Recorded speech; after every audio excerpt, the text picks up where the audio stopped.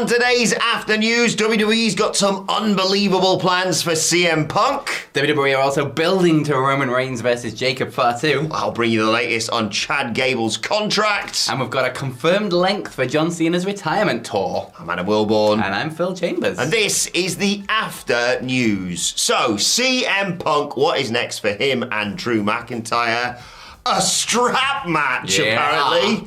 Well, turns out your body's holding up, Phil. Let's put you in a strap match and then Hell in a Cell at Bad Blood. This latest report comes from the brilliant Ebu of Wrestle Purist, friend of the channel, of course, at Backup Hangman, sharing the news. According to multiple sources within WWE, CM Punk versus Drew McIntyre is set for a strap match at Bash in Berlin, which goes down in just a few weeks' time, of course. They sort of alluded to this on Raw, I suppose, by Punk whipping Drew with a belt and then saying, "Oh, you're running away from the fight you want? What if we were tied together?" Ooh, and then Drew putting up his picture of his back Oh! afterwards. Do you remember that one time? Ouchies. I can't remember why we did this, but I'm sure there was just a legitimate reason for it. Do you remember that time you broke a pool cue over my back? I do remember that time I broke a pool cue. A heavily gimmicked pool cue. There was like a sliver of holding it all together.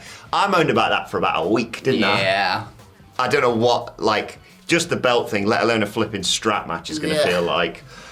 But it's going to be awesome, that. It is going to be really good fun. Punk bloody loves a strap match, doesn't he? Him and Cody are bloody obsessed with this thing. How do I get a strap match? Can I set myself on fire? All the good stuff. Obviously, allusions as well to the unbelievable dog collar match he had with MJF back in AEW, of course. Yeah. They're going to beat the piss out of each other. Yeah, Drew McIntyre's not exactly one to shy away from beating the piss out of people. And a few people who've got a history of Punk's like, can you just give him one for me? One for me. That one's just like people writing the name on the belt. So like each has to him, cost for me.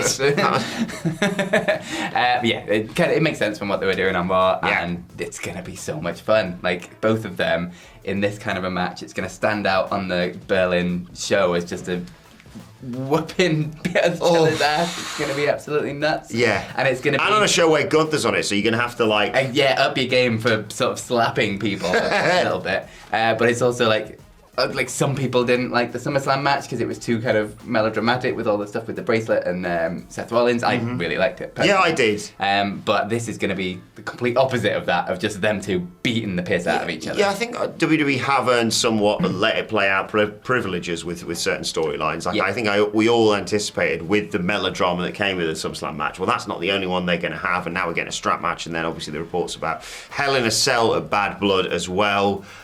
These two are seemingly locked together for quite some time now. That card looks awesome, Bash in Berlin already. You've got the mixed tag, obviously, with them getting revenge on what they called street trash now. Obviously, Gunther defending against Randy Orton, and now seemingly this, along with a whole host of others, presumably being added to that card. I can't wait. I'm really excited, and I can't wait to see what the German audience is like too. Exactly, yeah. Throw all of that in with the sort of European crowd of new things. Still very, very excited for this. Moving over. Well, not moving over. Sticking with WWE, but Roman Reigns returning at SummerSlam, obviously. And Jacob Fatu, he did that big splash on Cody Rhodes through the announce table. Afterwards, and then it looked like he was very annoyed at being injured. I think he was meant to sell it, and I was like, I don't think he was meant to sell it that well. What's going on there? And then he was seen with like a medical boot afterwards. Moon boot. I used to have one. I've been walking around in the What Culture office. Dave Meltzer has a bit of an update on the kind of plans surrounding all of this. He doesn't have an update on the injury itself. That's still very much open as to what it is, whether he is injured or whether they're just selling it very well. They kept him off SmackDown. But anyway, the quote from Dave Meltzer is, he was on his Wrestling Observer Radio, by the way. He said, "The deal is they're trying to have Jacob Fatu completely avoid Roman Reigns because everyone has to sell for Roman Reigns and they want to keep Jacob Fatu special. He can't say he's not hurt, but everything that is happening was planned to happen. I think they want Roman with Solo first and then Jacob Fatu after that." So they're trying to keep Jacob Fatu as special for as long as possible before he has to go down to Roman Reigns, which I think is a great idea, personally. Yeah, I mean, Jacob Fatu, since he's arrived, has been just been jaw-dropping. And so you put him against Roman Reigns, you have to Roman Reigns has to win that, especially because he's just turned babyface properly for the first time ever. I understand them doing him in Solo first. That makes sense storyline-wise, so it's not weird that Jacob Fatu's not involved. It's just strange that he's not there, obviously, but the injury explains that one away. You would assume they're doing some sort of Bloodline 2.0 thing at War Games as well, so maybe a Rumble match, or maybe they even stretch it as far as WrestleMania, because right now, what does Roman do at WrestleMania? If you assume it's Rock and Cody, and maybe, I don't know, Gunther versus Punk, for example, like, Roman Reigns is going to have a big spot on that show. You see the reaction he got at SummerSlam, so him versus Jacob Fatu in the interim whilst Rock's busy, winning the world title, works for me. But yeah, I mean, I can't wait to see that match. Absolutely. What is that going to look like? I know, it's going to be so much fun. Meltzer also talked about the kind of tag belts, because obviously he's half of the tag team champions with Tama Tonga. And apparently they're going to do a sort of thing where it's like Solo Sikoa picks who defends those belts. So it can be Tanga Loa, it can be Jacob Fatu, it can be anyone. Do Tama and Solo. Tama and Solo is the best option of the remaining options, unless you bring Hikuleo in. Very excited to see how this all progresses, and get well soon to Jacob Fatu. Yeah, absolutely. Roman Reigns, such an epic return at SummerSlam, and that entrance music, only select people really have the aura to make an entrance to that sort of music. Can you think of anyone else who's made an entrance to Roman Reigns? I can think of one person, and he's sat right here. And he's going to do it again, baby, at the What Culture Live show. It goes down next Sunday ahead of All In. WhatCulture.com/tickets is where you need to head. Don't worry, you'll have plenty of time to get over to All In for the show, because it's mere minutes away. It's the Crystal Club. It's right around the corner from Wembley, and it goes down midday on that Sunday. We're going to do a live show. We're going to do an extended meet and greet, and then we're all going to head over to All In for the show, and then we're going to head back to the Crystal Club to Sweet Chin Disco, whose tickets have sold out. Thank you to everyone who's bought tickets for that. Max Caster's going to be there. Prince Nana's going to be there. A few others I've been told I'm not allowed to say. Don't say things. Are going to be there. But if you're thinking, good, I was going to get those tickets today. Well, limited tickets will be available on the night. So just head on over after All In. But you can still get your tickets for our live show at whatculture.com/. Who knows? There might be live shoes available at the match table. Indeed. Do you know who there likes... won't be shoes available. Do you know who likes shoes? Chad Gable. I assume. I'm sure he does. Wrestling boots, probably. Who doesn't like shoes? There's been loads of speculation over the last few months about his contract status. He was in the midst of the storyline with Sami Zayn. Everyone's like, his contract's going to run out like next week or something. And I think we all assumed he was going to stick around with WWE because he was being heavily featured in storylines. And that has been confirmed as the case.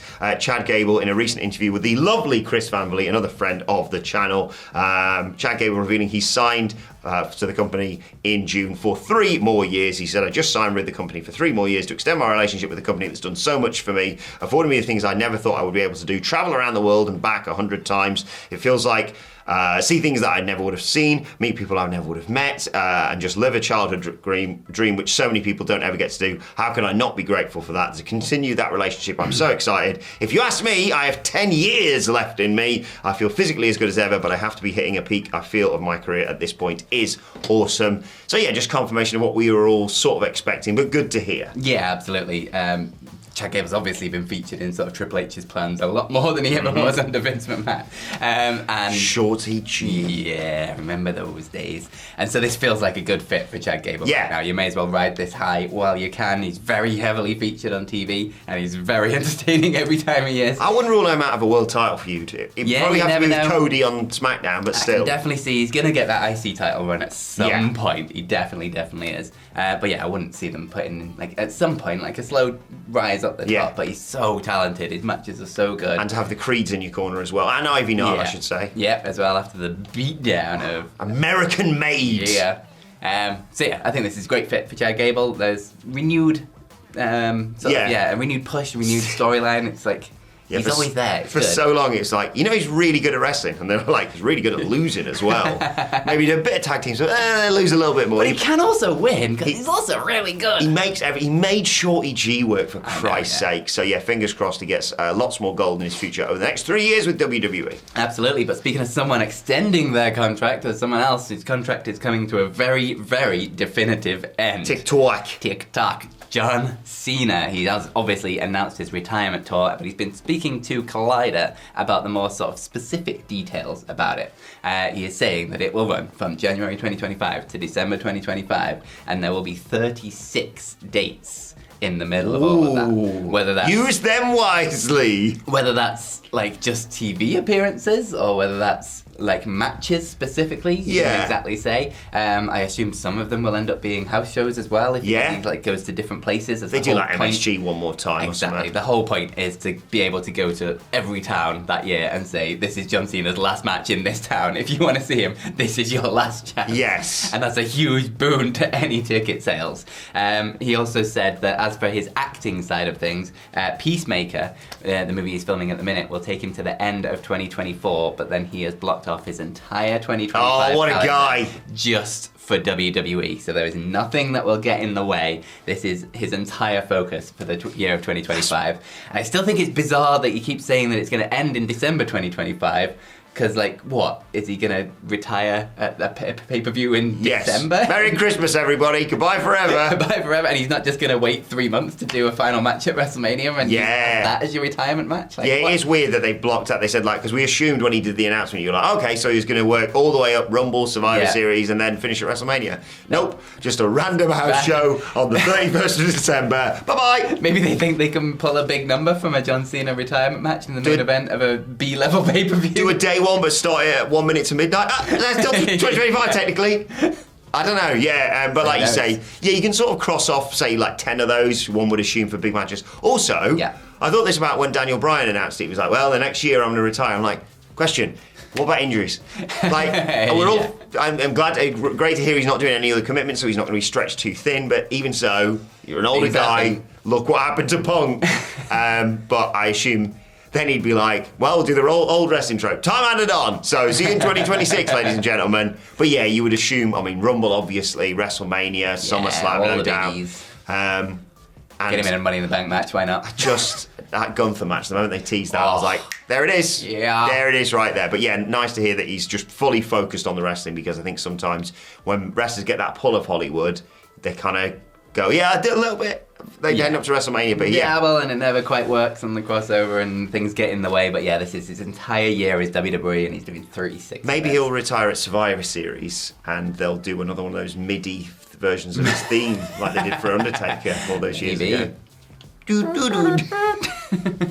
let us know who you'd like to see Cena face, what you'd like to see him do on this retirement tour in the comment section below. Don't forget to like, share, and subscribe. And if you want to check out this morning's news video, it's right here. Bye. Click, click, click.